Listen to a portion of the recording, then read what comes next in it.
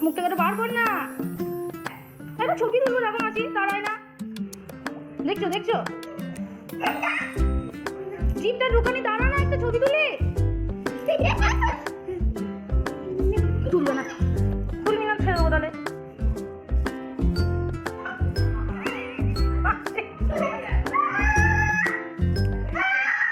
নমস্কার।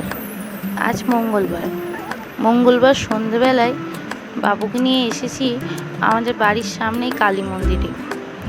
আসলে এখানে শিব পুজো হচ্ছে। শিব পুজো উপলক্ষে মন্দিরটা খুব সুন্দর করে সাজিয়েছে, তাই বাবুকে নিয়ে রেডি হয়ে সন্ধেবেলায় চলে এসেছি একটু প্রণাম করব বলে।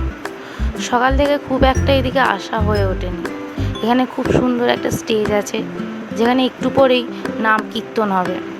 আর এই যে ছোট ছোট বাচ্চারা সবাই মিলে খেলা করছে, তার মধ্যে আমার বাবুও আছে। সারাদিন বাড়ির মধ্যে থাকে তো, তাই এখানে এসে খুব আনন্দ হয়েছে।